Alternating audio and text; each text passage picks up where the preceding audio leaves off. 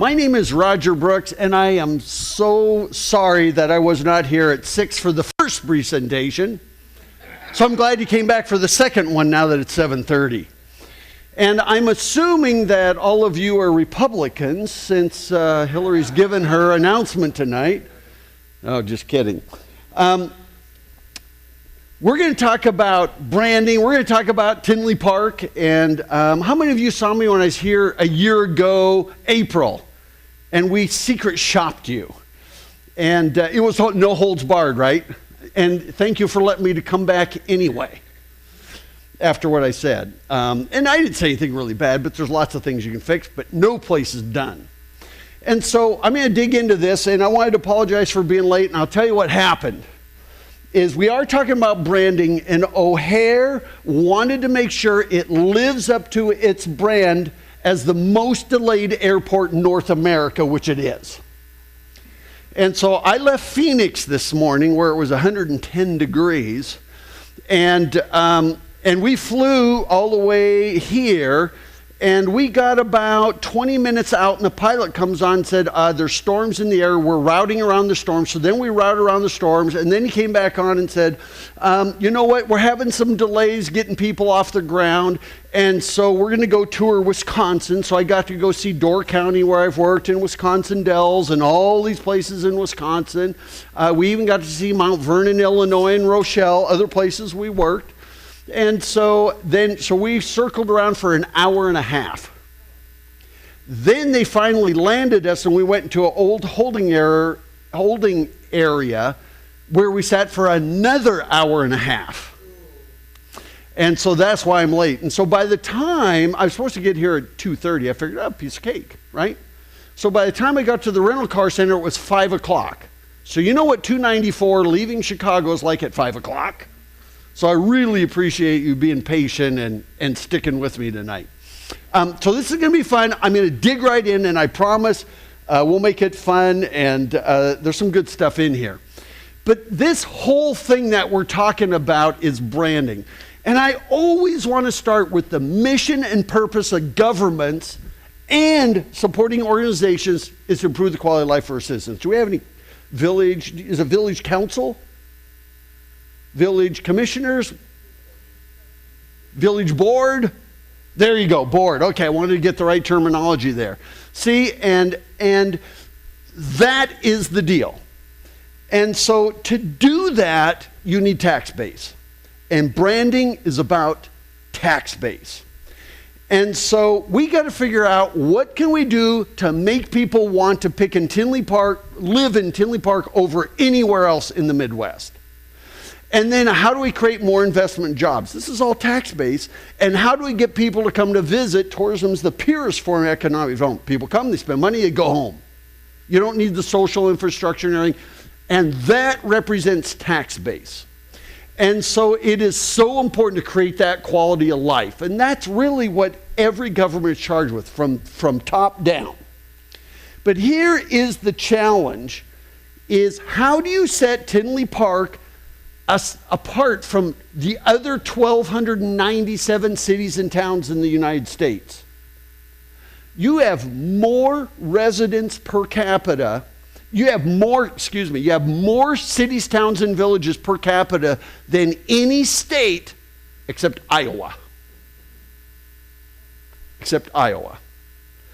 And so to do this, to get that tax base, you need to differentiate yourself so that you stand out from the crowd. And you must have product that backs it up. And we're going to get into all of this. And by the way, here's the scoop. Marketing will get us to you once. Whatever your product is, that's what brings us back. So branding is not about advertising agencies, graphic design. It's about product development. And then number 3, you need to have a plan so you can tell the world. So if you say, here's what we want to be known for, and here's the product that we have that backs it up, now how do you tell the world? And so what we're charged with doing for you, and by the way, this is going to be on film there, and you go, boy, that guy is sure a slob. I haven't even been to the hotel or anything. I drove straight here. So I'm usually not quite this casual. And so, but anyway, Branding, what is it you want to be known for? Development, what do you need to do so you own it? Marketing, action plan. And that is what we're here challenged to help you with. By the way, we're not doing this for you, we're doing it with you. You cannot hire somebody from the outside to come in and plop a brand on Tinley Park and then leave. I mean, it wouldn't be your brand. And so that is what we're doing. And so branding is a means to an end, to increase the tax base. That's what it is. And so, you know, the first thing we're going to ask your branding team, we're going to meet tomorrow morning, is what do you want? What are the 3 to 5 goals that you want as a village? What are the 3 things that you most want to accomplish? And we're going to build a brand to accomplish those things. And by the way, there's 2 kinds of brands. There's the feel-good brand where they use the slogan, a great place to live, work, and play. Isn't that special? 4,000 cities and towns in the United States use those very words. This is the economic development brand. And here's why this is more important than ever before. And the 3 reasons why. These are the 3 ingredients that change. The first one is communities everywhere looking for their second act, particularly in the Midwest, the Steel Belt. Almost every single city and town in America was founded on transportation. Oh, we're close to a major freeway. We're close to a major rail line. We're close to a major port. And if it wasn't founded on transportation, it was founded on natural resources, whether it's timber or fishing or mining or agriculture or even manufacturing, which is a combination of the 2. But you know what? We're in a global economy. There are 19,500 cities and towns in the United States. You give me a name, I could give you whatever you want to know about that community in less than a second via the web. But, like I said right here, you got that many in just Illinois. And by the way, every single one, I'll bet you there's not a city, a town, a village in Illinois that doesn't want increased tax base. Maybe 1 or 2, but I doubt it. Number 2, we are knee-deep in marketing mayhem. As a matter of fact, across the United States and in Canada, billions of dollars are spent every single year promoting communities for tourism, economic development, or community development. And that includes chambers of commerce, destination marketing organizations, all of these. Billions, even when we don't have it. But here's the challenge. We are now drowning in marketing and advertising overload. The average American is exposed to 5,000 marketing messages a day. Your billboards. I mean, I just drove down 294, you know, and you're just getting assaulted. And then there's license plate frames and signs and radio and television, you name it, 5,000 a day. Way more than the mind can absorb. And so what happens, because cities and communities tend to say, we have something for everyone. We just tune it out. There's my average person at one of these ads for about 10 minutes. And so here's the point. Look at that. That's nationally. 97%. Because you're trying to be all things to all people. It just doesn't work. And by the way, that 97% ineffectiveness is all of this stuff. It just doesn't work. So what happens is with our minds, yep, that's what it's like. So what happens is our minds are now tuned that if we hear, let's say we're driving in the car and the radio's on. And all of a sudden there's an ad for some place that has great horseback riding and the word equestrian or horseback pops up. If that is of interest to me, my mind says, stay tuned, beep, beep, beep, beep, alert. But if I don't care about equestrian, my mind just says, blocks it out within a few seconds. See what I mean? So these days we just tune it out. And that's, I mean, have you ever gone anywhere that had something for everyone? We don't. We go where there's something for us. And that has changed everything.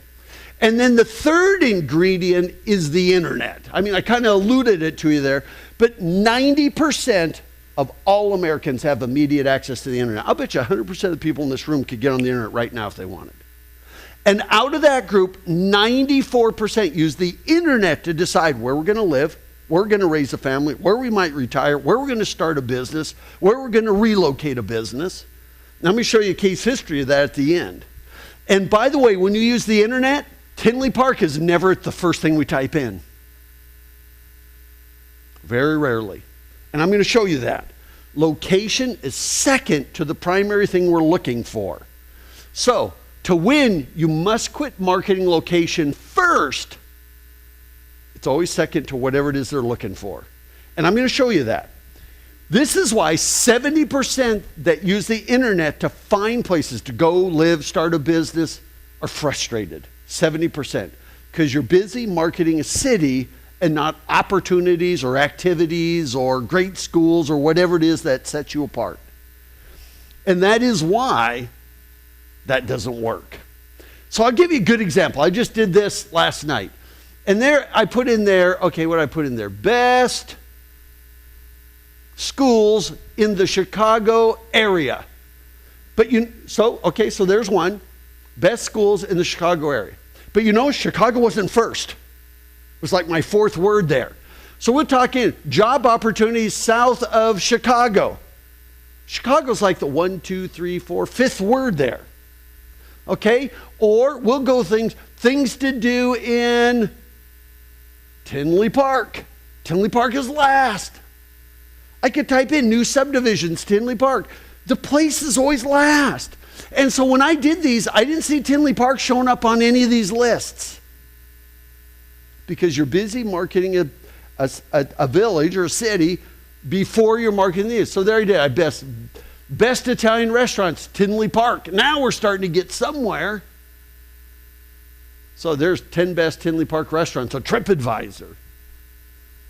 And so that is how we use the internet. And so look at this. I typed in best places in Illinois to raise a family. I put it in quotes. So it had to keep all those words in that order, right? Best place to raise a family, best places in Illinois to raise a family. I got 477 results in less than half a second. Here's the next thing. 85% of people never go past the first page of search results. Do you? So what happens if you're number 120 there? See, it doesn't work. Look at this one. I just did this. I did convention centers plus Illinois. So I had to keep the word conventions together and then the word Illinois. I got 91,000 results. And so that is why this is so critical. So there I did gardening, Illinois. No community showed up. See what I mean? So if you had a brand, you're known for something, you're going to show up. And that is what's so important about the web. It should be your number one marketing priority once we figure out the brand. So if you want new residents, new business, it starts in front of a computer screen. And it needs to be specific and not general.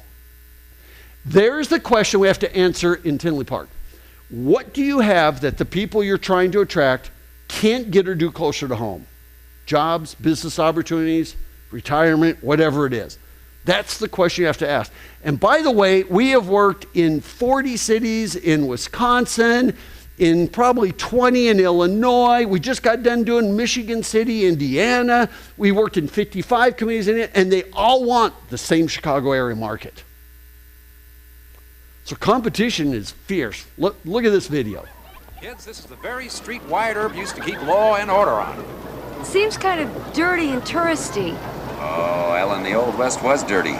Everything isn't like home. If everything were like home, there'd be no reason for leaving home, right, Rusty? Oh, yeah, Dad, this is great. I'm glad we didn't go to Hawaii. I'll bet you are. You can tell what kind of movies I like. But Chevy Chase made a good comment there. If everything were just like home, there'd be no reason for leaving home. So once again, what do you have that you can hang your hat on that differentiates you? You have really 3 choices. You can have the most of something. Ever heard of Wisconsin Dells? Just let me tell you something about Wisconsin Dells, because we did their brand. Wisconsin Dells is a town of 2,500. If you take Lake Delton right next door. Combine the two because it's a population of 5,000. Okay, population 5,000. Water park capital of the world. Guess what? Their marketing budget is $11 million a year. That's bigger than 30 of the 50 states' marketing budgets. Oh, it's unbelievable. They have 90-some attractions. I mean, we're working with them now to redevelop their downtown because, and I'll talk a little more about it. But that is the power of a narrow focus. Now, at first they said, but we have so much more than that. We are founded on the ducks. We are founded on the river, the dells themselves. But I said, it's the water parks that set you apart. And now, by the way, half of them are indoors. So now seasonality is not even an issue. So you have to set yourself apart. There you go. Why should somebody invest here? Why should somebody move here? Why should people visit you? So, you have to be different or better. You have two choices, different or better. And if you're better, I got to tell you, I started my career doing Whistler Resort in British Columbia. You know what our goal was? To knock Vail off of its perch as the #1 rated ski resort in North America. Because there were so many skiers we were competing with, we had to either be better or we weren't going to be different. And we did it. We knocked Vail off of its perch, and Whistler Resort in British Columbia has been the #1 rated ski resort in North America for 35 years. Different or better? And by the way, better, not because you say it's better. I don't know how many cities and towns I've been in, they say, Roger, we are the best place to raise a family. Oh, really? Well, okay, go and find me all the third-party quotes that say that. See what I mean? So it can't just be because you said it. And so I call these the economic development dudes. Competition is fierce for the dollar. I mean, it really is. And it doesn't work. Even communities have been forced to specialize, and you cannot get into group hug mentality.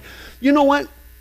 One of the questions people have is, why do we need to go out and spend a bunch of money on some guy from outside the area to do a brand for us? Because you know what? I'll bet you if I asked everybody in this room, we'd have 30 different ideas, and to try to make everybody happy, we'd blend them all together, and you'd have Tinley Park, a great place to live, work, and play. Like 3,999 other communities. See what I mean? And so somebody has to be there to help facilitate that. You cannot get in the group hug mentality. This is why chambers of commerce cannot do brands. And no offense to chambers, but they're membership driven. If somebody on the chamber says, well, I think our brand should be sports, and somebody else says, I think it should be equestrian, and somebody else, and then you pick one of those, say, well, I pay my dues, I guess my vote doesn't count. See what I mean? And you kill it. So that is why I call that the membership mentality. It just doesn't work. And so to win, it's survival of the fittest. Did you know there are more cities and towns in the United States going bankrupt in the last 10 years than in the previous 230 years combined? Young people, millennials, and that's not going to happen to Tinley Park, but there are many young people. I mean, Iowa, I always tell them your greatest export is your youth. They grow up in those towns, and they're one of the most educated states in the country, and they go, second I graduate, I'm blowing this town. That is the problem. So how do you stand out from the crowd? Welcome to the era of the brand. So here's what branding is all about. The 10 things you need to know. And so the first one is, there it is, logos and slogans are not brands. I mean, you know what? Sweden spent $250,000 coming up with a new brand. You know what they came up with? A new logo and a slogan. You know what the slogan says? Visit Sweden. I went, oh my gosh, we have the wrong kind of clients. Ours are smart. But these are not brands. So have you ever said, I want to head over to Ottawa, Illinois, because they have a really great logo, right? Or have you ever said, I really don't want to head, let me think of another one, way down to Mount Vernon because I think their logo sucks. At the end of the day, the logo doesn't make a difference. Matter of fact, it makes up 2% of a brand. So take a look at this. Okay, Jerry, what have you chosen to put in the time capsule? These are my mother's diaries. Wow. Yes, she lived in Pawnee all of her life and recorded everything she ever did. Ron? I am submitting this menu from a Pawnee institution, JJ's Diner, home of the world's best breakfast dish, the 4 horse meals of the Eggporcalypse. Wendy loves it too. And I am submitting this. A brief history of everything that has ever happened since Pawnee was founded. Not like you get extra credit for this, but I did type it from memory, and for the first time ever compiled, it includes a complete list of every official town slogan we've ever had. Oh my God, Leslie. I know, can you believe it? It's crazy. Isn't it? Pawnee, the Paris of America. Pawnee, the Akron of Southwest Indiana. Pawnee, welcome, German soldiers. After the Nazis took France, our mayor kind of panicked. Pawnee, the factory fire capital of America. Pawnee, welcome, Vietnamese soldiers. Pawnee, engage with Zorp. For a brief time in the 70s, our town was taken over by a cult. Pawnee, Zorp is dead. Long live Zorp. Pawnee, it's safe to be here now. Pawnee, birthplace of Julia Roberts. That was a lie. She sued, and so we had to change it. Pawnee, home of the world-famous Julia Roberts lawsuit. Pawnee, welcome, Taliban soldiers. And finally, our current slogan, Pawnee, first in friendship, fourth in obesity. And so I want to know if any of these places, and by the way, these are real, would make you want to go there. Beaver, Oklahoma, the cow chip capital. Sound good? How about Springdale, Arkansas? They actually use this. Springdale, it's not that bad. Buzzards Bay, Massachusetts. You got to live somewhere. Yeah. And then here's a, okay, try to do this with a straight face. Athol, Massachusetts. You're in Athol, quit snickering. And then there's Climax, Minnesota. That's not the slogan, that's the town. More than just a feeling. And then there's Hooker, Oklahoma, that went with, it's a location, not a vocation. And how do you like this one for building community pride? Keister, Minnesota, the Hinden of Minnesota. And then there's Metter, Georgia, with everything's better and Metter. Go ahead and say it. Oh. And then finally, Darien, Illinois, one of the many, a great place to live, work, and play. And finally, there's Gas, Kansas. Notice that's the home of the world's largest gas can, what they did with their water tower there. So you know what they did? It's a town of 2,500. It's along a 2-lane highway. They're desperately trying to get people to stop. So they rented a billboard and they put these words on it in big, huge letters. Don't pass gas, stop and enjoy it. Matter of fact, if you Google it, you'll see lots of people took pictures of it. I don't have a picture of it. There you go, 2% of brand. But you know what? This effort may include coming up with a logo, coming up with a slogan. But you know what? Do you go to a Disney park because their slogan is happiest place on earth? No, we don't go there because of it. We go there because our feeling on it. And by the way, their employees, I used to teach for Disney Institute. Their employees are called cast members, and their job is to make sure everybody has the happiest time they've ever had. So it's a promise, but it's not the reason we go there. And so, would you buy Reebok over Nike because you think this is just a dumb logo? It's a swish. It's a check mark. No, we buy it based on the product, not the logo. Have you ever said, you know what? I'm only going to buy a Ford because I never really liked the Chevy logo. Doesn't matter. Or do you say, you know, I really prefer Coke over Pepsi because I actually like red better than blue. See what I mean? So I don't want you to get hung up on logos, but you know what's going to happen? At the end of this, you will. Remember, we got, 30, 40, 30 people here. What about everybody else?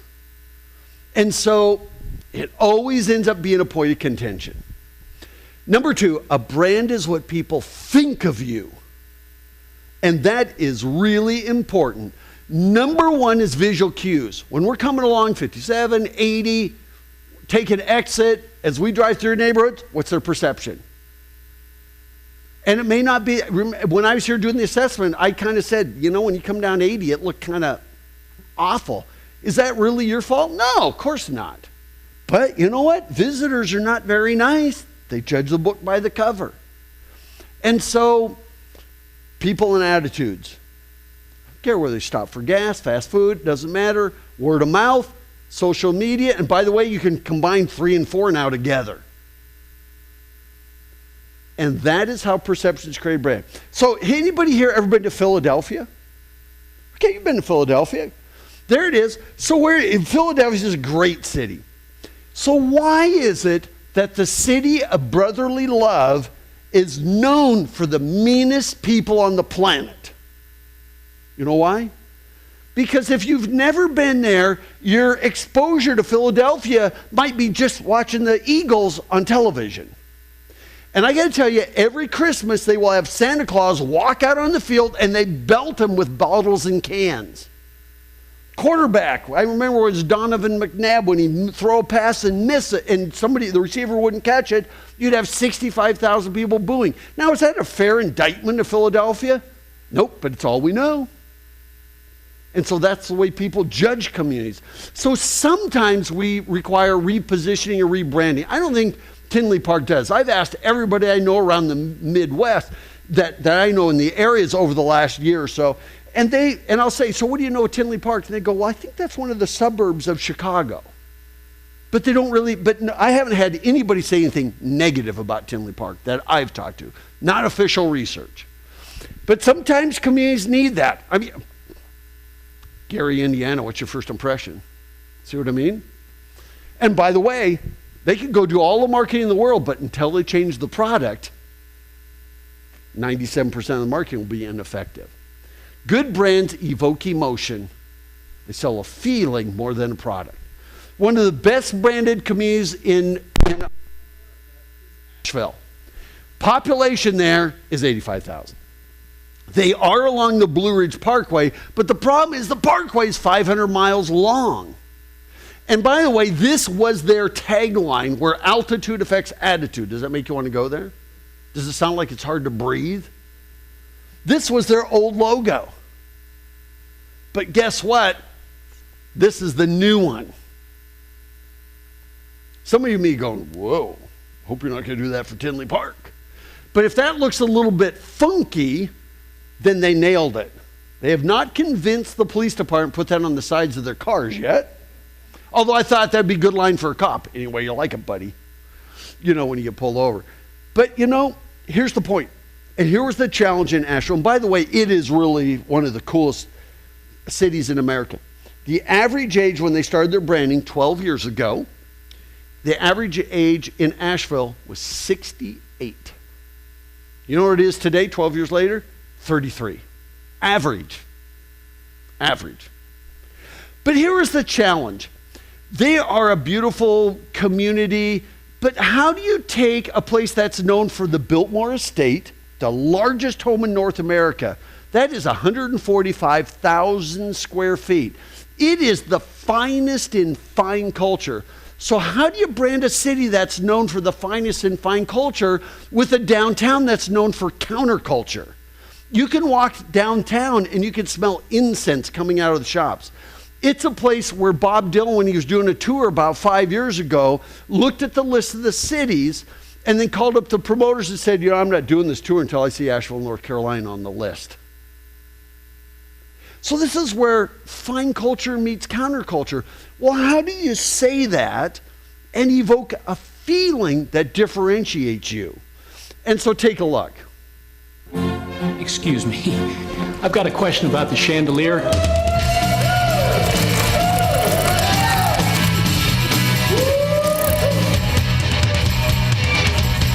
Visit exploreasheville.com. Pretty good, huh? Now, the most overused words in tourism in the world are outdoor recreation. So how do you make it different than everybody else? Take a look at this. Hey,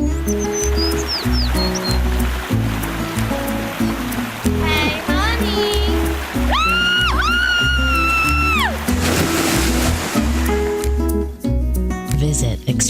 ExploreAsheville.com. Ready to go? Yeah. And this is quintessential Asheville, North Carolina. Check it out.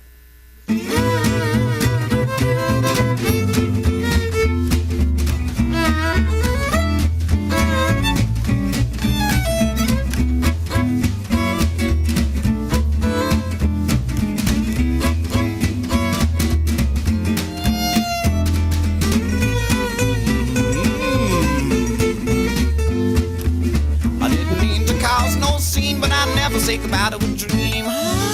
Make you want to go there? It is America's foodie destination. President Obama said when he gets out of office, it's the first place he's going to go look for a home. Sorry, Chicago.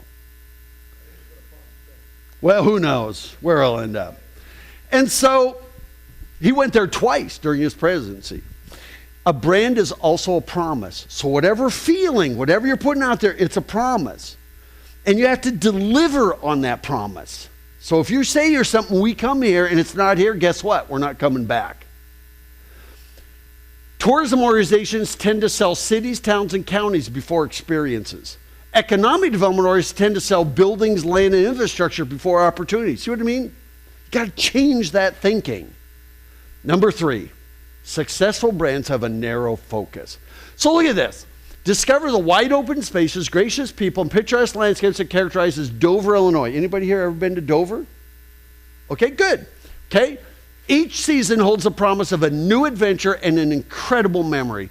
Come join us in Dover and discover the scenic and recreational opportunities that await you. By the way, Dover's about an hour and a half from here. How many of you, now that you have read this, are going to make a special trip there? See, you're a mean bunch. But you know what? Is there anything in there that you can't get 10 minutes from here? By the way, that wasn't even written for Dover. That was written for Nelson, British Columbia. Here's the point. If I go onto the village's website, tourism website, economic, I don't even know what all websites you have. If I go in there, I take your opening paragraph and I could pull out the words Tinley Park and put somebody else's name in there, still rings true, you just lost a sale. That's the thing about branding. And by the way, it's not that people are doing anything wrong. You're just doing what everybody else is doing, and it's not effective. So, to win, you must just in the generic. And by the way, if anybody here is in business, this applies to you too. Look at your taglines, look at your logos, look at your brochures, look at your website. And by the way, if it could fit anybody else, anywhere else, you need to toss it and start over. So here's the rule. You cannot be all things to all people. The narrower your focus, the stronger your success will be. Today when I was coming down 294 and I was parked on the freeway, I saw a billboard and it said the cancer attorneys. And then on the billboard it listed lymphoma and like 6 forms of cancer and then their phone number and the name of the law firm. People are specializing. Doctors specialize, lawyers specialize, real estate agents specialize, engineers specialize, architects specialize. We're in the age of specialization and cities need to specialize. You need to stand out. And that's why you do branding. I mean, here's a perfect example of it. This is a grocery store in Connecticut, Norwalk, Connecticut. This was a family-owned, it is a family-owned business founded in 1969, Stu Leonard's. In 1989, the parents handed it over to the kids, said, here it is. You know what happened? The next year, Walmart came to town. And you know, Walmart, they're going to kill our business. You know what happened the very next year? Costco came. Now, how do you outcompete them? And you're a mom and pa. They thought, if we're going to win, we're going to have to narrow our focus and differentiate. So what they did is they focused on farm fresh. They even gutted their stores to make them look more like farmers markets. They went out and did deals with the Amish in the region. They went out and their whole focus is on farm fresh because Walmart and all the Safeway, all the big chains can't deal with farm fresh like they could. Now, does that mean they don't sell anything else? Of course they do. But that's what sets them apart. Just like you, we need to find a narrow focus. That doesn't mean that's all that Tinley Park stands for. It's just the one thing that sets you apart. And then you say, while you're here, guess what else we have? Then you give them the list. And so they did that. They even have staff dressed as cows and chickens. How would you like a job there? You know what? Then they put in a world-class bakery. See what I mean? So they took that brand of Farm Fresh and then added that to it. They put a farmyard zoo out in front just to illustrate that that's what they're about. They have displays that go moo and cluck when you walk through the store. You get a free ice cream if you spend $100 or more. And look at their slogan, profit is the applause of happy customers. Well, there's what they're known for, farm fresh produce and dairy, fresh baked goods. And of course, that's not all they sell, but that's what they're known for. So guess what? They have the highest per square foot retail sales of any grocery store on earth. So you know what? Bring it on, Walmart, Costco, you name it. Any store out there. Because they just opened their 5th store. That is the power of a narrow focus. They're in the Guinness Book of World Records, Yankee Magazine. I mean, look at them. They're everywhere. That is the power of a narrow focus. To win, you must jettison the generic. Something for everyone will result in mediocrity and ultimate failure. And so, you must jettison the generic. You know, this is so funny. See this? This is the tourism words and phrases. So I was keynoting at the Wisconsin Governor's Conference on Tourism, which, by the way, is the 3rd largest one in the country. After, 4th one, after New York, after California, Miami, Florida, and what's the 3rd one? Texas. And so we had like 1,100 people in the audience, and these words came up, and a lady in the middle went like this. So I stopped everything. I mean, these are going up. And I said, yes, ma'am. And she yelled out, I think we're using all of those. She started going on explore, discover, experience our outdoor recreation, which is unlike anywhere else. We have so much to see and do and she went right down the list. And once again, could these really fit all 1,300 cities, towns, and villages in this state? And we wonder why 97% of our marketing is ineffective. Here's the economic development list. Oh my gosh, pick up a site selection magazine and see how many places put open for business, location, look at this list.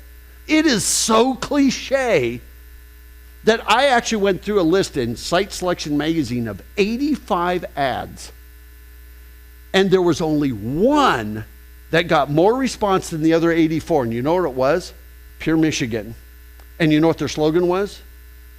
Learn the difference between earning a living and having a life. And it was a person out in a kayak. It had none of this stuff in it. I mean, if you want some of these, you let me know. I'll send them to you. Very important. So, you must separate your primary lure, whatever it is, from your secondary. So that lure is that one thing that sets you apart.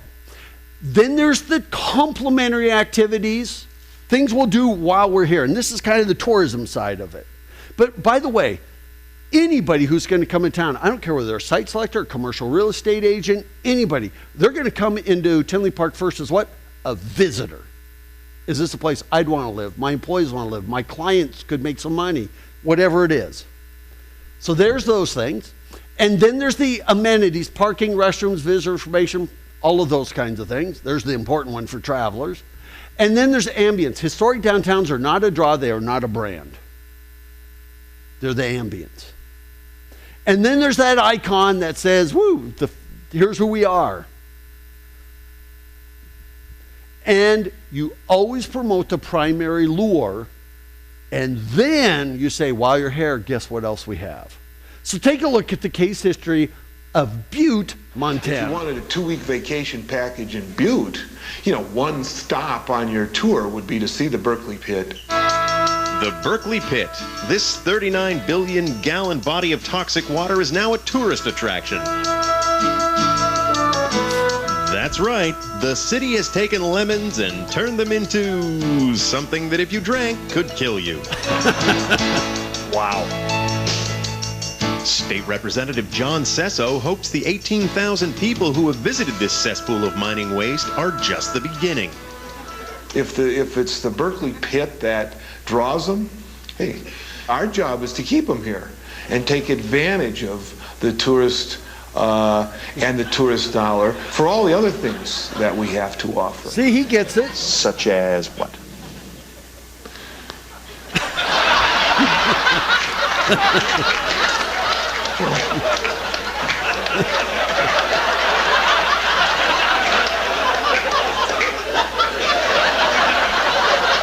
Oh, geez.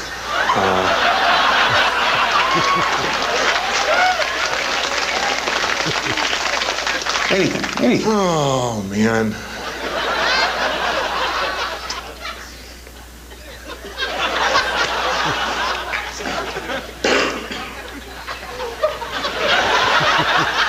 Anything.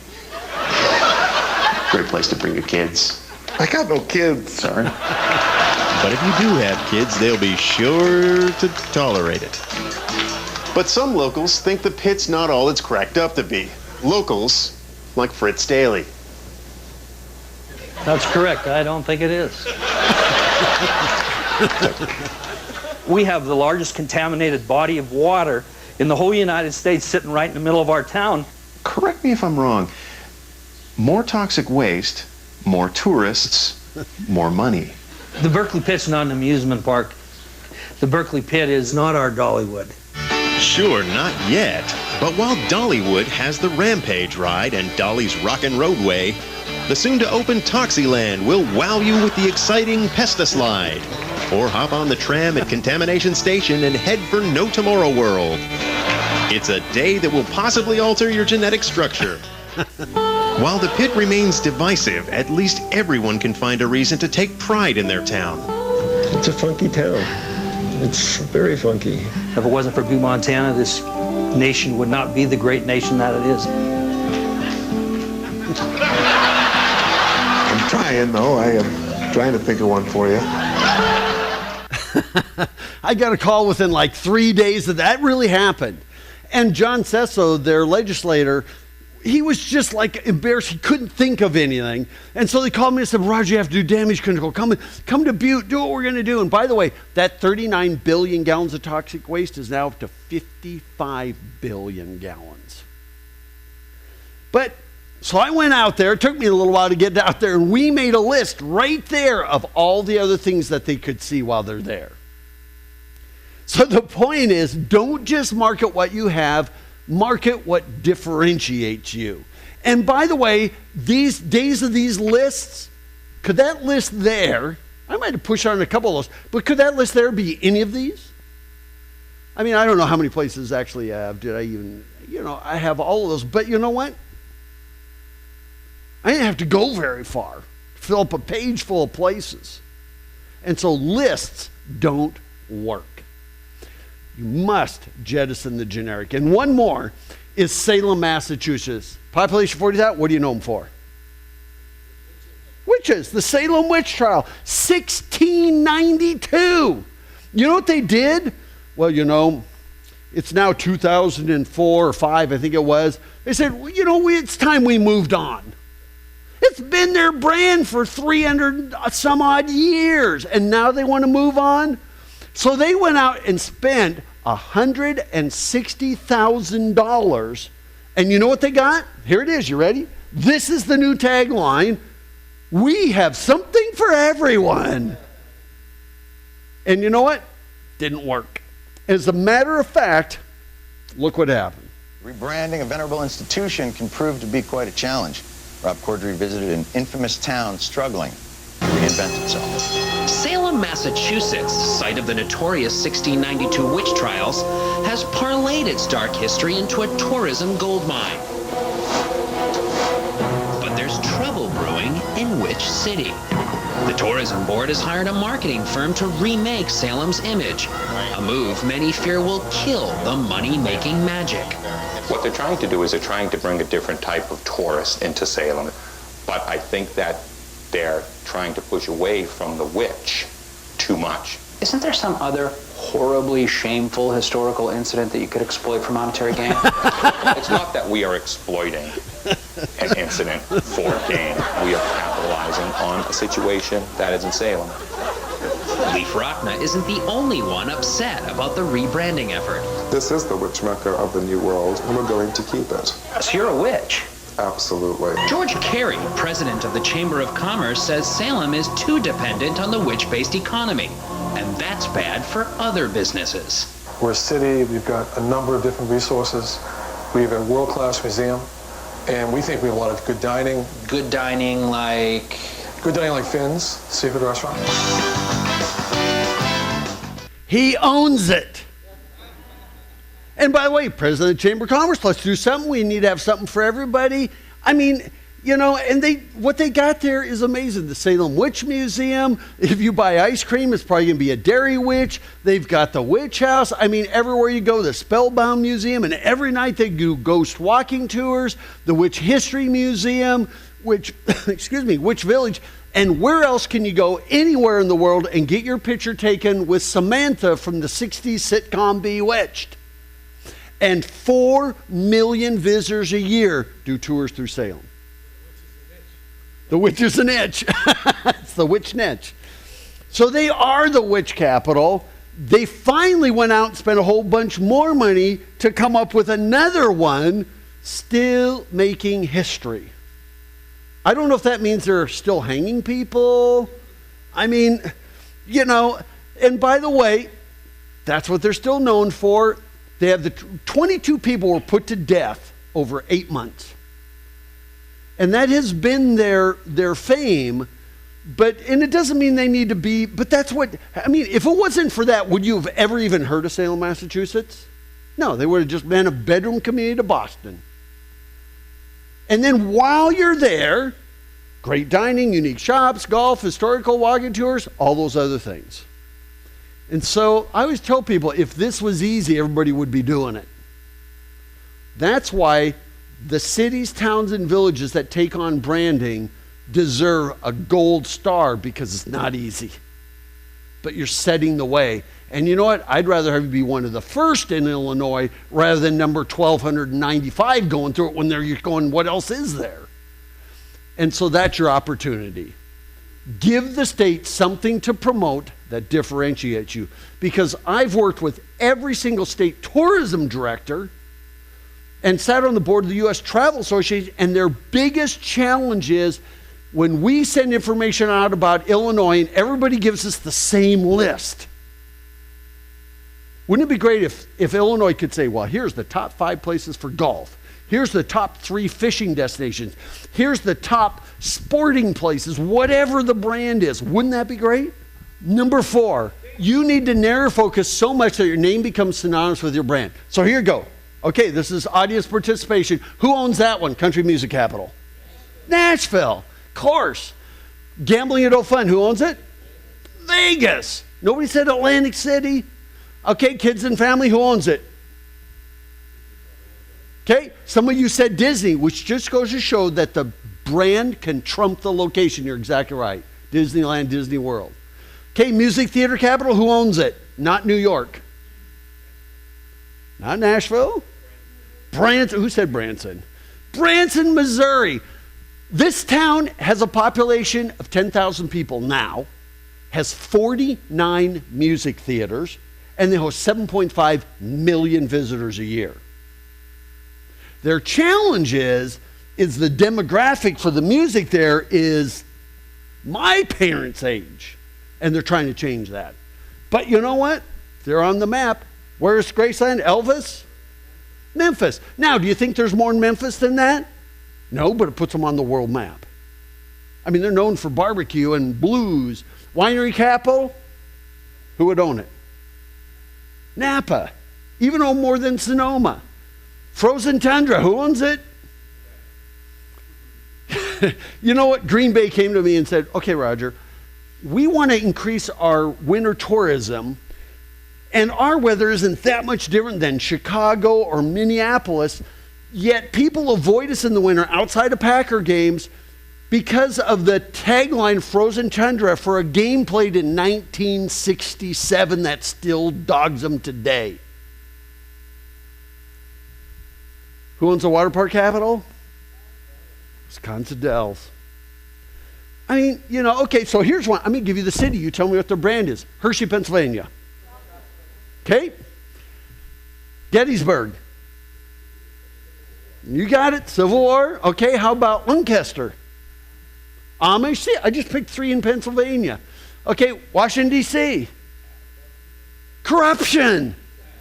Okay, government. Hollywood. See, movies, stars, you name it. I mean, Tinley Park. Yeah. More than Chicago? More than Cleveland? Yeah. So that's what you have to figure out. Number 5, so I can get moving on here. Brands are built on product, not just marketing. This is little Jackson, Wyoming, population 12,000, the home of Western living, Western art. Guess what? Look at the population. In their downtown, they have 110 galleries and Western living shops. Look at the population. By the way, you know what the population is within a 150-mile circle? 186,000. And yet, 4 million visitors a year. I mean, community brands are built on things to do. So it can't just be past history. You know, and it doesn't mean that this is about tourism either. When I talk about things to do, it could be sports fields, or it could be science education, it could be industrial art and design. But it can't just be, oh, come here, we have a statue of so-and-so. I don't know how many places in Illinois I've been where they have a statue of President Lincoln. As a matter of fact, when we were working in Ottawa, they said this was the first of the 9 sites for the Lincoln-Douglas debates. So they had the 200, is it the 200 or 118? No, the 100-year anniversary, or 150 year, that's what it was. And they said, we're going to have people come from all over. Because once you've been there and done it. And I'm not dissing history, but it needs to be more than a been there once, saw it, did it, no reason to ever go back. Here's a good one. This is St. Albert, Alberta. This is a bedroom community to Edmonton like you are to Chicago. And there's a bunch of them. Their claim to fame is the highest taxes in Alberta. But you know what's funny about that? The locals use the L'Oreal line. It's worth it, because it's worth it. They want to be more than a bedroom community. But that's what they're known for. So you know what? We worked with them, and they decided to become the Botanic Arts City. Because gardening is the second fastest growing and the second biggest hobby in North America after recreational biking. Number 1, gardening number 2. And by the way, gardening is as much in the millennial generation as it is with the boomers. Okay? So what happened is there was a nursery there, and the family's name is Hull, H-O-L-E, just like it sounds. And Lois Hull was a legislator in Alberta, and they had this really nice nursery that people came from Edmonton to. They came up to me one day and said, well, Roger, my name's Jim Hull. My mom started this whole thing. She passed away. And he says, if we're going to become the Botanic Arts City, we would like to invest in St. Albert. They built a $300 million gardening and outdoor living center in St. Albert. They could have put it in Edmonton, 1 million people, or Calgary, another 1 million. They put it in St. Albert. Their posters in St. Albert look like this: cultivate your own masterpiece. And they have a series of these. Here's another one they did: cultivate the musician in you. But it's all founded on the Botanic Arts, and then they went beyond that. They have cultivate the chef in you. And what's really cool about this, they have the most popular public market in the whole region of 2 million people. They're not in Edmonton, they're out in St. Albert. And their restaurants all go down there every Saturday morning with their chef hats on to buy fresh foods. And so all of their marketing, cultivate the athlete in you, because if you're going to be the Botanic Arts, that's part of healthy living. So they did a series of these, cultivate the kid in you, all based on the Botanic Arts. And when you walk into City Hall, you walk into restaurants, you walk in anywhere, that is what you see. Cultivate your dreams in St. Albert. And even in the middle of their downtown, they have the brand promise on a kiosk right in the middle of their downtown. And you know what? If you're going to talk the talk, you better walk the walk, right? So the city did a cool thing. They said, okay, downtown businesses, if you will invest in beautification, we, the city, will pay 50% up to $2,500. So if you spend $5,000, we'll pay $2,500. This coffee shop, he changed the name, and then he did this. He went from this to that. His sales went up 400%. And other businesses started doing it. And by the way, product development never ends. You never use focus groups. We have our team. We're going to meet with you in the morning. They are not a focus group. When it comes down to logos, slogans, and all the branding, we're not going to do this. What do we all think? Can we make everybody happy? That's not how it works. And I'm going to show you how it works. And so, this is Oak Harbor in the state of Washington. It's on Whidbey Island. And they said, you know, we're Oak Harbor, so we should have an oak tree. Oh, we have Mount Baker in the background. Oh, we're an island, so we should have a boat in there. And that's right. We're also a Navy base, so we should have a jet plane flying through the serene setting. And they end up with a cartoon.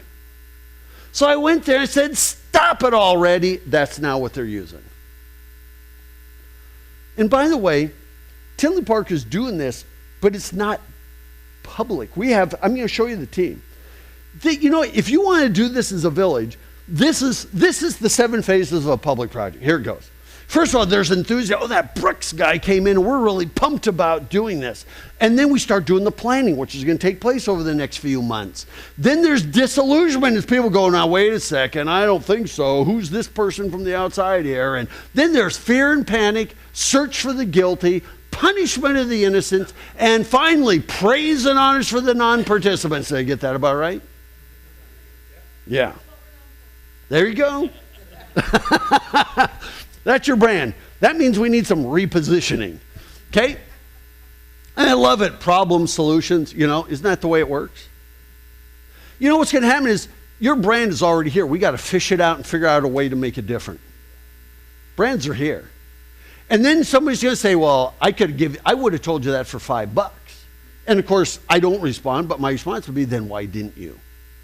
See what I mean? And by the way, top-down branding efforts fail 98% of the time. Here's why you can't do it top-down, even though the village is taking the lead on this, is how many of you are elected officials here? Anybody? Okay, well, you know what? Your elected officials were elected to be all things to all people. Brands can't be. Don't put them in that position. You as a community need to come up with your brand and then go to your board and say, we, the people that represent tourism, economic development, community development, I don't care what it is, amphitheater, you name it, we want to do this brand and we need your support where it's appropriate for you. Do you think how many people are on your board? Your village board? 7. Do you think, and this is not an insult, do you think they could ever come up with a very specific thing that Tinley Park wants to be known for? I mean, yeah. And you're the person that has to, try to get, and it's impossible anywhere because they want to make everybody happy. That's why they're elected. So, number 7, you never roll out a brand until you deliver on the promise it represents. So if you're going to say you're something, you can't go out there tomorrow and say, hey, we're this, and then we come here and it's not here. So what you do is you roll it. Sometimes you need a bridge brand. What do we do between point A and point B? We were working in Stockton, California, right when 60 Minutes called the mortgage crisis capital of the world in 2008. But you know what we found out is the people in Stockton thought worse of Stockton than people outside of Stockton. And so we had to do this whole, glass half full thing using confetti and everything just so that people start to have a better opinion of their own community. And you don't need to worry about that here. What's that? Yeah, well, they're working on being the sports capital, but this was to get them by. And number 8, good brands always start with a plan. And that is what will be the outcome of this. And I'll tell you more about that. And then number 9, you build your brand on feasibility, not just local sentiment. And I'm going to explain that here in a minute. And finally, 10, brands last for generations. You don't go do a brand and then say, okay, in 2 years we're going to do another one. I mean, Napa Valley took years. Wisconsin Dells took decades. Same with Nashville. I mean, all of the successful brands. So this is something you do for this generation, the older generation, the Generation X, the millennials, and even their kids will be whatever this brand is. And then they must be inherent in the community more than skin deep. So if you say you're something, I'll never forget, we worked in Battle Creek, Michigan. And it said, Roger, we're the home of Kellogg. Kellogg was founded on healthy living. Really? I said, but the problem is you're known for Tony the Tiger and Frosted Flakes. But so we did the research. We found out they were the Calhoun County, which is where Battle Creek, Michigan is the heaviest county in the United States. So if you're going to go with a healthy living brand, you better start living it first. So that's what I mean. It needs to be more than skinny. It needs to be in grade school, hospitals, all of those things. And you cannot let local politics kill your branding efforts. I love this. I can't give you a surefire formula for success, but I can give you a formula for failure. Try to please everybody all the time. That was Herbert Bayard Swope, the first recipient of the Pulitzer Prize. And I love this quote. A byproduct of brands for the people is a committee that compromises and kills a potential brand home run. This is why you never see statues of committees in public parks. You see brave leaders. And there's only 3 killers of your branding effort. 3, there's never 4. Number 1 would be local politics, and it's worse with membership organizations than it is with councils, boards. Lack of champions and lack of money, public and or private. By the way, the best brands are built in private sector investment, not public. If you have the right champions, they will fight through the politics and they'll find a way to make it happen every time. And you cannot do branding by public consent. It's not a top-down exercise. That doesn't mean we don't ask, and I'm going to explain that in a second. And so, Devon, Alberta. You know that town of St. Albert? This one is only 6,300. It's about 25 minutes away. The claim to fame, Imperial Oil, first planned community in Canada. Would you go to a city in Illinois that was the first planned community in Illinois? No. And so challenged, they want to diversify from the oil industry. The brand, by the way, that's what people think of them. That's not their slogan. They decided to go with biking. Nobody else claimed it. Biketown, Alberta. They're not necessarily mountain biking. They want people to put their bikes on the back of a BMW, take them out to Devon, because they have these amazing riverside trails and these hills called Gear Grinder Hill. I mean, they got the people dressed in all the gear biking there. So Janet and Michelle took it on. They came back, we did a brand camp, they came back and they got the town to stencil, welcome to Biketown on the streets. They started promoting their 30 kilometers of trails all through the community and down on the river. When it came to breast cancer awareness, they took a whole slew of old bicycles, painted them all pink, and lined them up and down Main Street. I mean, it was everything. They even got their council people to wear Biketown t-shirts, and they trademarked the word spokesperson. You know what, Raleigh? No, it wasn't Raleigh. I think it was Giant. One of the bicycle companies said, oh my gosh, that's brilliant. We wish we would have thought of it. You know what it said, Devin? Build us a covered velodrome, and we'll give you the trademark. And they're now working on it. And so one day I got a call. Janet and Michelle were on the other end, and they said, Roger, we need you, and they broke into tears. I said, okay, what happened? And they said, well, there's a group of people here that has been sending around a petition to kill the brand. I said, it's bicycling. They said, yeah, but we're founded on oil. I said, but people in the oil industry want to come home to something other than oil. We asked them, and that's what they said. And she goes, but they're writing nasty editorials about them. They were threatening their family. I mean, it was bad. I said, I'll be right there. Well, for me to be right there means like 2 months.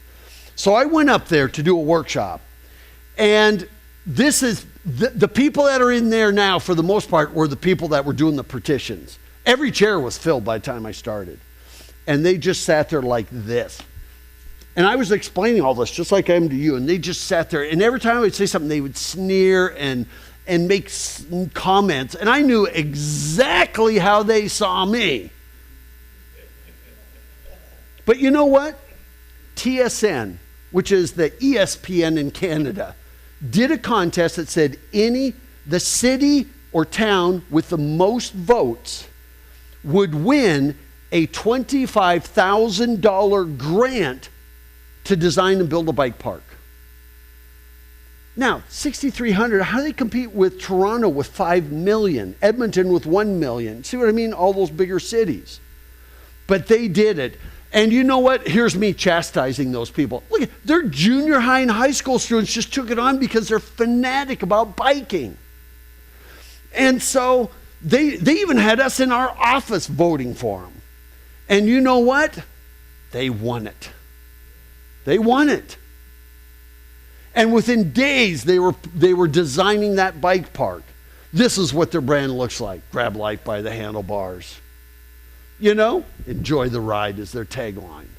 You know, I mean, everything that they do was like this. It's just grab life by the handlebars. You know, I love this one. Only a biker understands why a dog sticks his head out the window. Billboards. These are ones that they did conceptual designs. They put the first one up within like 6 months. There it is. They started doing bookmarks. You know, they did parades, and you know what they did? They got a big flatbed trailer. In their parades, it was all full of stationary bikes. And they're all wearing their Devon biking gear. And they're handing out these little bookmarks with biking tips on the back. The very best of Devon is Top Gear. You know, there's their trail guide. The town went and grabbed and started using the logo immediately. They started doing these pole banners. And these, I got to go and get photography of them, but they're all up now. Those are just the concepts. They did the posters all around town like this and like this. And their wayfinding system, they've just now designed it. It looks like this. They even went and renamed all of their trails. Their website is up, and you know that mountain bike park they were working on? It's already built. People started living there, moving there. If they're going to go to a suburban community and they had 10 choices, they picked this one because their kids were fanatic about BMX or motocross, whatever it is, not motocross. And so they built that. This is called a mountain skills park or something like that. You see him, he's way up in the air. And by the way, they can't even keep their logo gear in stock. Well, you know what? Michelle moved on. Their mayor got unelected. You know, there were some changes, and I just called them up last week, and they said, oh, yeah, let me show you our new ads. You know what they did? It just says, grab life. The heck is that? See what happens is, because they said, well, we're trying to find new champions. There has to be people to carry the torch. But by the way, they did a tour of Alberta. Every year across Canada, they pick a province and they do a major tour. And it usually goes in the big cities, Edmonton, Red Deer. And you know what? They could not overlook the little town of Devon, which hosted stage 2. So, to wrap things up in this part, I'm going to tell you how we're going to do this in a second. Here's what doesn't work. Static displays past history. Your history, you know what? You're just now ready to embark on a brand new history. It doesn't mean we're throwing away the past. We're just saying, okay, we're going to find our niche, narrow it, and it's going to be cool for Tinley Park. Famous residents of yesteryear. I mean, a festival or event. I had that same conversation in Gilroy, California. You know what they're famous for? Garlic Festival. I said, so what's your brand the other 363 days of the year? And said, that's why you're here. Your location. Doesn't mean anything anymore. And then being all things to all people. Can't do it. And there you go. Best brands, all of those are built on private sector investment. So, So I want you to repeat after me, and then I'm going to give you our step-by-step process, and I'll make it fairly quick. So here it is. I'll say it once and then you say it. I promise to promote only what's truly unique. You ready? You're awfully quiet over here, you guys. Okay, how about this one? I promise to be different. You ready? That's better. That first one you're a little tentative on. And then I promise not to repeat things other people say. You don't need to repeat it. But explore, discover, you know that list? Brands that come from within are far more successful. We are not consultants. So you can, in all your press and stuff, don't say, oh, we hired a consultant to help us do branding. We're facilitating the process. We'll be the devil's advocate. We're facilitating the process. You cannot hire somebody from outside Tinley Park to come in here, like I said earlier, and plop a brand on you. Second we leave, where's the brand? Okay? So here's the process you're going to go through. And it's 13 steps, sounds like AA. But I'm going to tell you in a nutshell, the 5 steps. Number 1 is where you are today. This was the assessment we did with you a year ago, April. If you've never seen this, we came in here and shopped the town, the village, for a week. We got here on a Monday. In it, we had, I think, 55 suggestions. There was no recommendations in here because we didn't talk to anybody first. We just came in and secret shopped you. But we looked at your strengths, weaknesses, opportunities, and threats. It's right here. So this is your foundation. Here's where you are. We came in, by the way, wearing the hat of somebody who would want to raise a family here or retire here, or somebody that would want to establish a business here, or move a business here, expand a business, or as a leisure visitor. So that's your foundation. You've already done it. You already paid for it. Okay? But now we got to say, which ones of these do we turn into recommendations? Then we got to ask the locals. Remember I said you can't do it by public consent? It doesn't mean you don't ask. It's the decision is based on feasibility. So where do we want to go when somebody mentions Tinley Park 3 years from now? What do you want them to say? Oh, I know you for. See what I mean? Whatever it is. That is what we're going to do. And then number 3 is research and feasibility. Of all these ideas we're going to hear, which one is the most feasible? Build your brand of feasibility. And then you develop the action plan. And then you got to go out there and sell it. When this brand is done and I come back and we're going to do a public workshop to showcase it, we're not rolling it out, to showcase it, you're not going to say, well, what do you think? Because somebody says, well, I think it's okay, or I think it should have been something else. You got to say, how cool is this? The second you start asking for permission, you might as well you just burned a bunch of money. Okay? That's the 5 steps. So, here's how you're going to do it. And I'm going to use them as just the example so you could see this, once again, up in Edmonton. And so, they have 1.2 million, but Old Strathcona is this little area. They're a suburb like you are. Okay? They're a little closer to downtown than you are, but there you go. First thing is a brand development committee, BDC. We're the outside facilitator. Okay, and this is the thing we say, well, we need all of these, and I could have put village up there. And by the way, the ones that are in green represent the private sector. And so we try to load it up with as much private sector as we can. And then this is your team. So here we are. This is our brand development team that we're going to be working with. And we help them orchestrate this. So if somebody says, well, so-and-so, I'm not on there, it doesn't mean you don't have a voice or can't be involved. So we did that. Once again, the green represent private sector.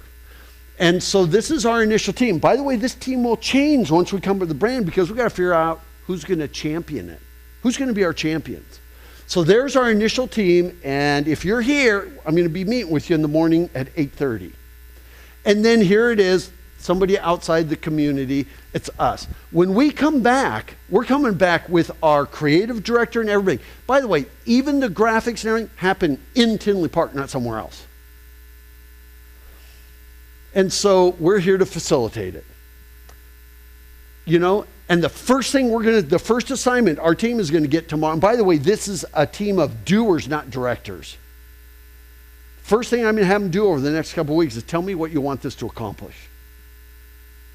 What are the outcomes? Then number 2. So you've already done number 1. This is your chance to weigh in your case, Tinley Park. And in their case, 390 people weighed in. By the way, our average weigh-in is 1,150. So there you go. 1,150 is our average. Our peak was Topeka, Kansas with about 2,400. Okay? Here are the questions. And by the way, I'm going to give you the link to the survey. It's already up. Okay? It's really a questionnaire. We ask them, where do you live? The reason we want to know what people in Tinley Park think, and we're very much interested in what people outside the area think as well. This helps us separate their answers. That's why we ask that. Then we ask age. And the reason we ask this, if you said, you know what, we want to be the Midwest best retirement community, well, guess what? We're going to weigh these answers more than we're going to weigh these. But if you say we want to really cater to the millennials, the young families, then we're going to weigh their responses more. And that's why we ask that. And then we do ask gender. And the reason we do that is women account for, you ready? 80% of all consumer spending. Guys are going, tell me something I didn't know. But women also make 70% of the travel decisions and 70% of the decision where we're going to live. And usually we get 60-40, but that's why we ask that. And that's what we want. Then, if you live in Tinley Park or the immediate area, when friends and family visit you, where do you take them? If they say, well, we take them to some place just up the road in another town, maybe we need to recruit that business into Tinley Park. Or if they're saying we're going to Navy Pier or where, I don't know where they're saying, but we're going to ask. Then number 5, if you live in the Tinley Park area, where do you hang out on weekends or during evenings other than home? And number 6, what do you think Tinley Park's 3 greatest assets are? Besides your people. And then we ask them, what do you think their biggest challenges are besides our people? And we say politics. I always say people always have with boards and councils problems. And so we ask that. And number 8, what could or should be done in Tinley Park to get people to spend more time and more money here? That means reduce the leakage of locally earned money being spent somewhere else. And then number 9, what do you think Tinley Park should be known for? And by the way, this is a process. There's no multiple choice. They can write whatever they want. And they just thought through this process, and then we asked that question. Never 10. And by the way, there it is. It is up and running right now. So if you know anybody, we're going to do everything we can to publicize it. This will be up for the next 3 to 4 weeks. So if you go to tinleypark.org, or you can do this, bit.ly/tinleybrand, it'll take you to the questionnaire. And we want you, if you want to take your cell phones, take a picture of it, you're certainly welcome to. But we want you to get the word out. And we want high school, we want college age. And we don't mind the people in Chicago weighing in, but we definitely want the people in Tinley Park weighing in. So anything you could do to start doing this would be fantastic. I hope we can break 2,000. That'd be awesome. This is your community's chance to weigh in. Here, by the way, is how you position it. Here's your chance to weigh in on Tinley Park's future. What do you think our assets are? What do you think our weaknesses are? Where do you take your friends? What can we do to get you to spend more time and money here? I mean, there it is. Okay? So that's going to run for about a month. Then we got to figure out, who the heck are we attracting? Are we attracting people from Chicago, the entire Midwest? And by the way, are we attracting retirees? Are we attracting millennials? Are we attracting factories and blue collar? Are we looking more for technology or medical? See, we got to figure out, who are we trying to attract? In the case of Old Strathcona up there, they said, first of all, our residents, and I can guarantee you for Tinley Park, first thing you got to do, this is all about your residents first, everybody else comes second. Neighborhoods south and east of the river there, visitors to Edmonton, all of Edmonton. Then demographic. This is who they wanted. Singles, couples, and young families are like 20s, 30s, early 40s. So Gen X, millennials. Boomers, that's something we found out in tourism. If you cater to the young people like Asheville, that's boomers. We're still going to hang out with you guys, whether you like it or not. Okay? University crowd. There's a university just 5 miles away. We said, can we get them to come here? And then creative class. Richard Florida's thing. And they have this great little downtown. And so we figured that out. Then we have to compile what everybody said and go through the filtering process. Always do what you're afraid to do. We sort what everybody said in Tinley Park and everywhere. Ideas that portray feelings. I know some people say, oh, we're a friendly town. Or they say, oh, we're like a Mayberry. We're a village. We want to have our small hometown feel. I've probably heard that 10,000 times. Quiet, clean, romantic, peaceful, all of these things. And by the way, I'm not throwing that under the bus. So if this is things that portray a feeling, we got to figure out how to get that into the brand. Okay? Then there's things that are available closer to the market. Say, oh, we have great history, we have great neighborhoods, we have great trail systems, or we have all of this stuff. And they may be like what everybody else has. And we're not throwing that under the bus. We're setting aside, we're trying to find the things that are different. Sometimes it's a combination of 2 or 3 things. And we find a way to package them differently. That's where the outside expertise comes in. Well, how do we package it so we're different? And once again, this is built on feasibility, not just local sentiment. It's how you get past the politics. And here's the feasibility test. Is this something that people are trying to track can't get or do closer to home? If it is, it's a complementary activity. Can the community buy into it over time? So, if we came back and said, we got it. You need to be Sin City of the Midwest. Do you think we're ever going to get this to happen? Well, there may be some people going, yes. But see what I mean? So we want something that the community could buy into. We're not going to ask their permission. We're going to base it on feasibility. Can the private sector invest in it? Remember, at the end of the day, tax base. How much will it cost when we see a return on investment, public and private? And how wide an audience will it attract? Does it have legs? Can we start with something? You saw Botanic Art City. They started with something, then they added things to it, culinary and healthy living. Can we start with something and then grow it over time? Can we make it obvious? When we come into Tinley Park, we know what you're about. It's obvious. Will it extend our seasons for the tourism part of it? Or whatever it is. That was a challenge in St. Albert was the Botanic Arts brand. Their season is like 90 days. They're practically up in tundra. So that's why they had to have that huge, the Enjoy Center. Do we have those who are tirelessly championing the cause? And is it based on activities, not just things we look at once? Then we create the brand leadership team. There was the brand development team. Once we know what the brand is, who's going to lead the effort? BLT, like the sandwich. And when odds are 1 in a million, be that one. I love this. Here you go for brand champions. Life should not be a journey to the grave with the intention of arriving safely in a pretty and well-preserved body, but rather to skid in broadside in a cloud of smoke, thoroughly used up, totally worn out, and loudly proclaiming, wow, what a ride, but we want them half that age. When we come to our brand leadership team, depending on who you're going to attract, if you're going to attract millennials, guess who we want on the team? That doesn't mean everybody, but they need to be represented and well represented. Love this quote. Never doubt that a small group of thoughtful, committed people can change the world, and indeed it's the only thing that ever has. Margaret Mead. By the way, here are the brand champions, brand leadership team. If somebody says, whoa, you're going with sports.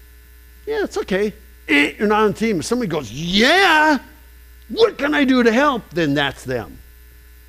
They must be doers, not directors. You got to go sell it to Quanch. You got to go to Rotary. You got to go to school boards. You got to go to hospital boards. You got to go to the village board. You got to go sell it. So, Doesn't mean everybody has to be a good public speaker. They need to be willing to take some hits along the way. Not everybody's going to agree. They will be brand cops. There's a look and a feel to it. We don't want Joe's Muffler Shop using your logo. More than half should have a vested interest in the brand. If you're equestrian, we want people in that industry to be leading the effort. Why? They're most willing to champion the cause because their paycheck depends on it. Napa Valley Wine, perfect example. They're the voice of the brand, good speakers. Not all of them, but enough of them. Not politically divisive in the community. By the way, can absolutely be elected officials. But it can't be somebody that has that people that just kind of burn their welcome, so to speak. And they will act for steering committee for brand-related projects like wayfinding Tinley Park, helping us find stuff. Push the agenda forward. They will never take no for an answer. Where there's a will, there's a way. And there's my life's motto right there. Nothing great was ever achieved without enthusiasm. Ralph Waldo Emerson. And finally, remember I said you have to be brand cops? A diamond is merely a lump of coal that did well under pressure. This was their brand challenge. By the way, we're going to end up with like 13 of these in Tinley Park. You know what's going to happen? In this case, it's Stephen right here and Allison right here. These two are just pushing it forward. And by the way, there you go. Period. So, usually it takes one council person, a mayor, or one of your elected officials to really carry that torch. So we need them. It's a grassroots effort, but you got to have that. And then, where's the product that backs it up? So in the case of this area, we knew that because they're catering, it ended up being a celebratory theme. So I'll show you that in a minute. So I thought, could we take these areas right in their downtown and turn them into plazas? Here, they were going to take this street and turn this one all into a sidewalk cafes. They're going to get rid of the curbs, or they're going to fill all this in and make this all pedestrian so it's a place people will gather. And they started doing it within weeks. They decided if we're going to be the place where people come to celebrate things, we need to develop a plaza in our downtown. And by the way, I think every town in America should do this. So they took this, used to be a gas station. As a matter of fact, the people that own these buildings said, we're going to tear our buildings down if you build a plaza, and we'll rebuild them right on the plaza with first floor restaurants out there spilling out. There it is from street level, and this is what it's going to look like when they get it built. A central gathering place. Its primary hours are 4 to 9. By the way, this one here will have splash pad, like 120 days a year, and then in the winter, this becomes an ice rink. And so they made a whole list of these. Now, I'm not going to go through some of these you're going to do, but this is their list, and of course it's far more detail than this, but you'll get some ideas. So now we know what the product is, what their brand is, what's the brand promise. What are we promising people? And here it is. This is where Edmonton comes to celebrate. They have 3 pillars under that: healthy living, friends and family, food, music, and the arts. This is where Edmonton comes to celebrate. That is what their posters look like. Life of the Edmonton party. And we're not talking about the beer drinking party. This is family. But that is what it looks like. You know, here's another one, celebrating the good things in life. You know what's funny is in Devon and in St. Albert, those other towns, so where do you go to hang out? And they all went, White Ave. It's WHYTE, this is White Ave in Old Strathcona. So, what's it look like? You know what? People start with logos and slogans. It's number 8. I'm almost done. Fun, engaging, vibrant, culturally rich, the place to celebrate the good things in life. There's what it looks like. Remember, geared to the college crowd, celebrating Tyler's birthday on white. I mean, you know, look at this. They do Ice on White Festival. It's the largest one in North America. Brings in 60,000 people. Lasts a week. Look at this. University of Alberta graduate. Time to celebrate. Life of the Edmonton party. I mean, everything they do. They have the largest fringe festival in North America. I mean, it worked. TripAdvisor, amazing. Real reviews. girls' night out. I mean, it just is working. And so that's how fun it is. Then you develop the action plan. Once again, I won't go through this. This is what you're going to get. And by the way, we're not into strategic plans. I always say strategies, goals, and objectives should take no more than 10 pages. I think it should take no more than 3 pages. Give me the to-do list. By the way, people don't want a 300-page plan with 250 pages of crap in the back. We'll always try to keep our plans within 100 pages, so it is a to-do list. And for every one of them, say, here's a recommendation. Here is who's charged with implementation. It takes a village. Steal a quote from Hillary. It takes a village. Kiwanis, Rotary, School District, the village, the real village. You know, how much will it cost? Where will the money come from? When would it be done? And what's the rationale for doing it? That is an action plan. You know, and it will have graphics. This is the one in Alpena, Michigan. You know, it'll have a couple recommendations, and they're all how to do it recommendations, not just strategies.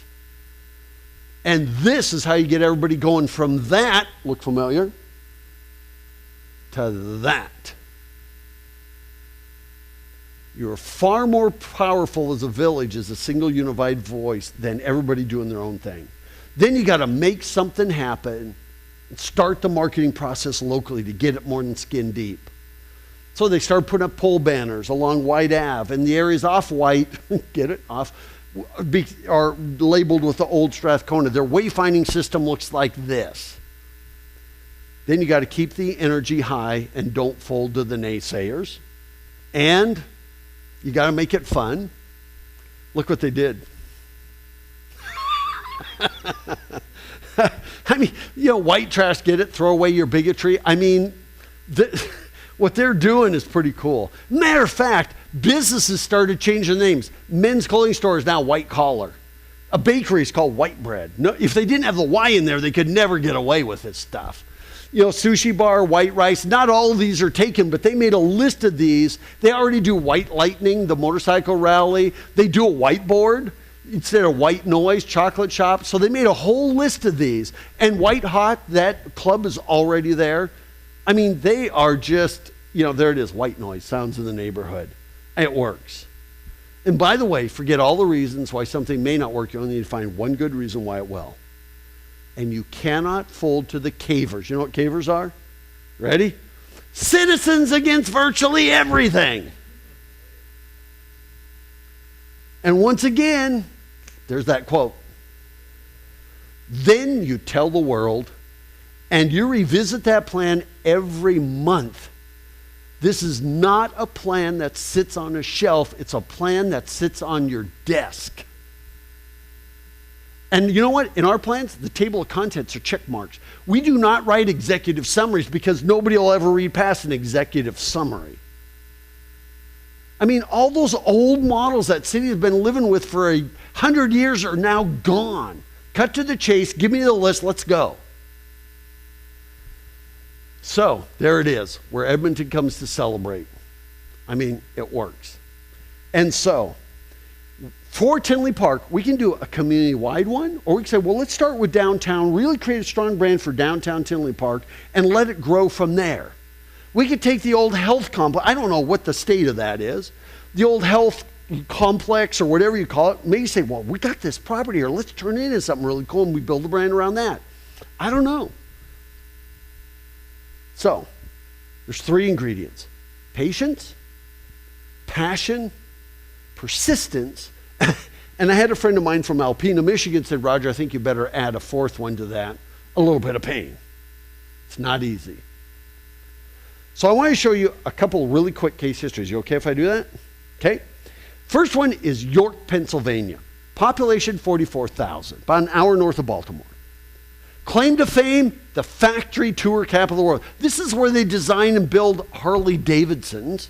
They have chocolate York peppermints, which is actually from England, but they have a factory there. I mean, they make York wall coverings, fabric wall coverings. They were factory tours. Does that make you want to go there? They have a dying downtown. That was the brand. People said steer clear, dangerous.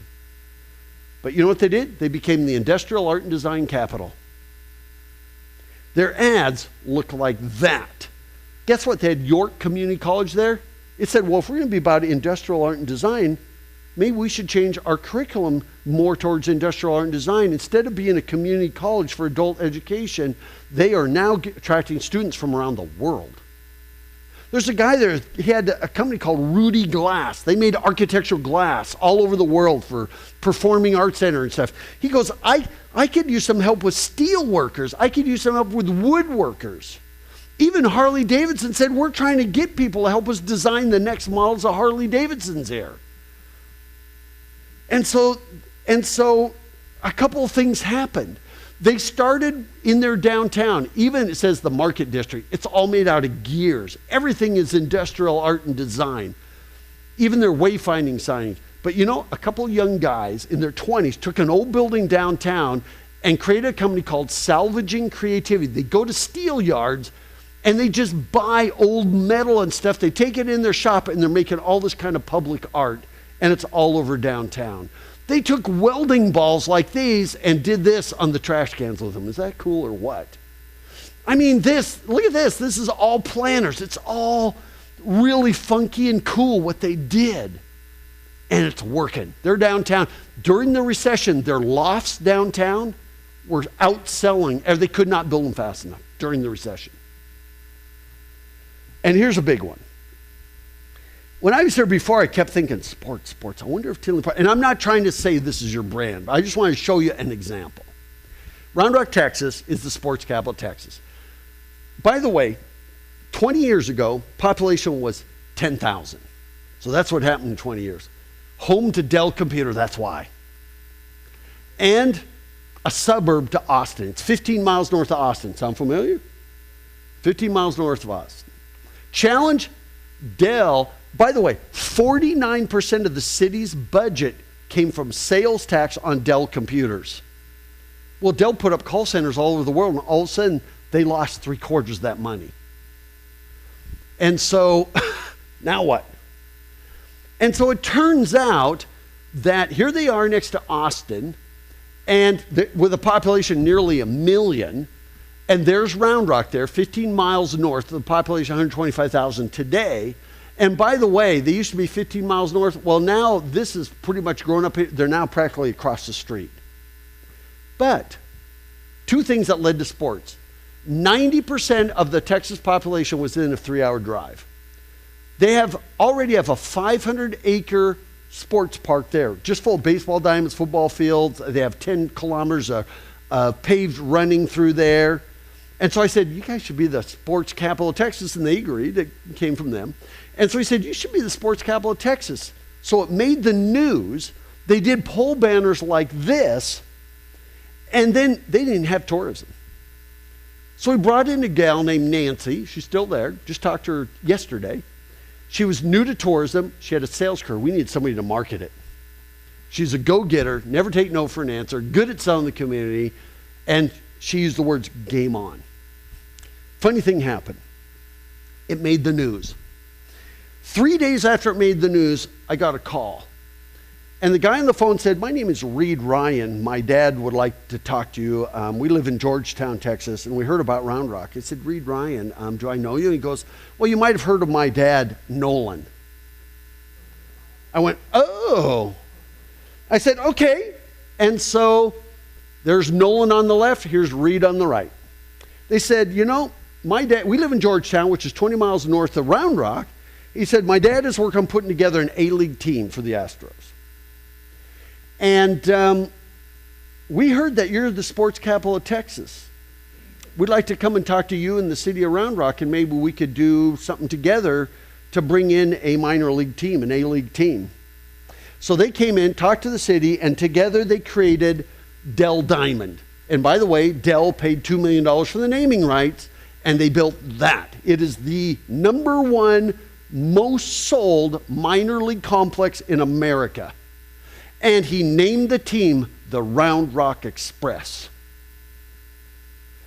And so, hi, I'm Mayor Niall Maxwell. Round Rock is kicking off one of the biggest campaigns in our city's history to claim the title of Sports Capital of Texas. From soccer to cycling, softball to baseball, Round Rock has what it takes to host youth, amateur, and recreational tournaments and their athletes in our city. Tournament class facilities, fun activities, plenty of family-friendly lodging and dining, and a central location make Round Rock the sports capital of Texas. Our campaign slogan, Game On, is a rallying cry for us all. Our campaign symbol is a Texas flag folding chair. Just about everyone in rec sports has one, and the chair says it all. Come to Round Rock. We're the ultimate host city for athletes who love to compete.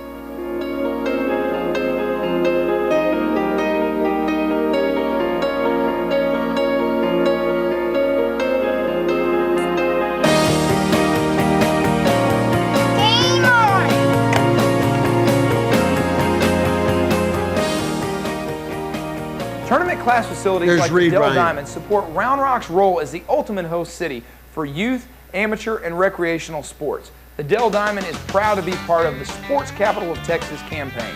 Game on, Round Rock. This is Governor Rick Perry. Game on, Round Rock.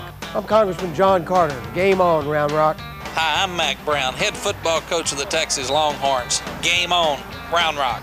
Hi, I'm Jody Conrad. Game on, Round Rock. Hi, this is Terrence Newman of the Dallas Cowboys. Game on, Round Rock. Hi, this is Dad Wynn from Dallas Cowboys. Game on, Round Rock. Game on, Round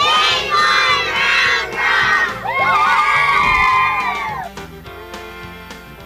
I encourage all of you to take part in this exciting campaign and show everyone that there are no finer hosts than the people of Round Rock.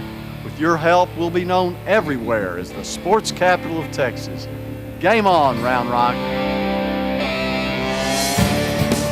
So they started putting together the brochures. I mean, you know, everything was about sports. And what they're doing is leveraging that 500-acre sports park called Old Settlers Park. And so they put this together, and then it was on the news. And so this is 2004, so you can see what's going to happen in the last 12 years. But while some facilities closed down, the community of Round Rock is opening itself up to sports fans of all Notice kinds. They said small community town of Round north Rock. of Austin wants to be known as the sports capital of Texas, and they hope to attract athletes from all across the state. A new commercial is hitting the airwaves, hoping to hit a home run with athletes of all types and ages. The slogan, Game on! A marketing pitch to support Round Rock's self-appointed title as the sports capital of Texas for youth, amateur, and recreational sports. Round Rock is kicking off one of the biggest campaigns in our city's history to claim the title of Sports Capital of Texas. Round Rock hopes to prove it deserves that title, boasting top-notch facilities like Old Settlers Park and the Dell Diamond. At some time, I see Dallas, Houston, Corpus Christi, Laredo come through here for youth events because they're out at the ballpark. So I think it's a natural fit. I think it's a great idea by the city leaders because we are a recreational community. It's already the host of many youth and recreation sporting events. But now Round Rock wants to get into the big leagues to host more statewide sporting events, and it has some big names supporting the idea. Hi, I'm Mac Brown, head football coach of the Texas Longhorns. Game on, Round Rock. Hi, I'm Jody Conrad. So they took those clips. Hi, this is Terrence Newman of the Dallas Cowboys. Game on, Round Rock. And Round Rock leaders also hope that its central location, that's within 2.5 hours from 90% of the state's population, will help it secure the title of the sports capital of Texas. The very next morning, I got a call from a guy. He says, I'm a site selector here looking for a place in Texas to put the next IKEA store. It's going to be our biggest one in the state. It's in Round Rock. That was only, I think it was $380 million and 300 full-time year-round employees. So, I was in Nova Scotia. This is 2004, 5, and 6. That all happened. Okay? Then Mayor Maxwell, I think he didn't even run for the next election. I was in Halifax, Nova Scotia at the airport, waiting to catch a flight. Guy walks up to me and says, Roger Brooks? And I said, Alan? It was Alan McGraw, the new mayor of Round Rock. This is in like 2009, so several years later. And Alan was the mayor, and he was on the council when I was working there. He's a real estate attorney. He was on the city council for 7 years, 4 as mayor pro tem, even when we did the brand. and he's been the mayor since 2008. I ran him like 2009. And I went to him, and I saw him in the airport, and I said, so Mayor, how you doing on creating an indoor facility? Because, you know, Texas is pretty dang hot this time of year. Sports needs to be year-round. He goes, oh, my gosh. Okay. Well, he says, you know what? We're going to work on it. He said, on his way home, he said he was on the plane, and he wrote down a note, and he says, if I don't take the lead on this, it will probably never happen. And he went back, and guess what happened? They passed a $15 million voter-approved bond issue to build the sports center. It is 65,000 square feet. They even ran ads like this, built on sports, ready to play, December 2013. They ran full-page ads and posters like that. They ran ads like that. You know what? And there it is. It is built. And you know what? The community, and by the way, tourism gets first use to it before locals. Tourism gets it. Okay? And so they built this thing and hosts, I mean, you can't believe the amount of things that are happening there. Their website just started taking off. I mean, things just started happening. And so, you know, that 500-acre park, they expanded by another 150 acres. The Round Rock Express is now the AAA farm team for the Houston Astros. And guess what? They got that $15 million sports center.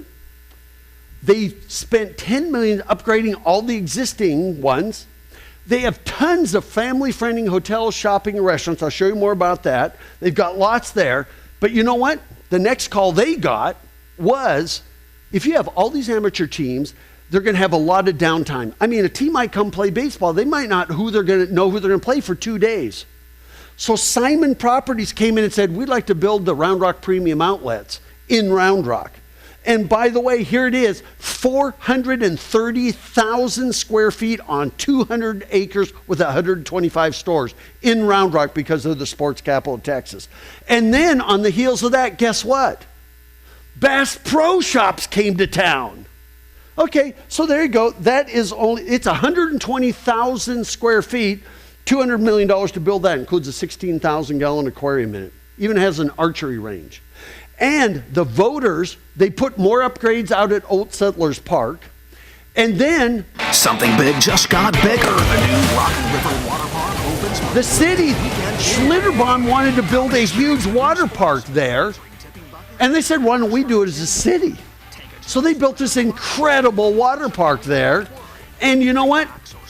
The city charges a few bucks for it. And they have real troubles trying to make it a nonprofit because it's bringing in so much money. And the voters just 4 months ago passed a $27 million bond issue to build even more sports fields with central plazas and entertainment all along in here. I mean, these are world-class clubhouse buildings, you name it. They just passed it. Everybody is mad about sports. Even the hospital, when it recruits employees, uses Game On. We are a sports, recreationally oriented community. That's why you need to live here and work for our hospital. Economic development, Game On. We mean business in Round Rock.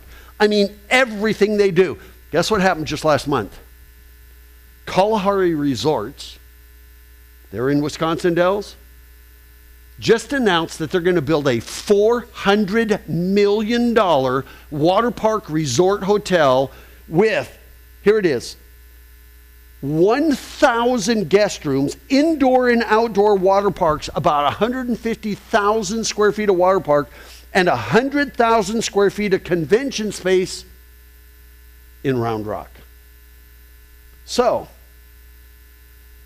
in the 12 years that they did this brand, from there to now, so far the investment in Round Rock, because of the brand, has been $2.1 billion in private investment. So Nancy, look at this.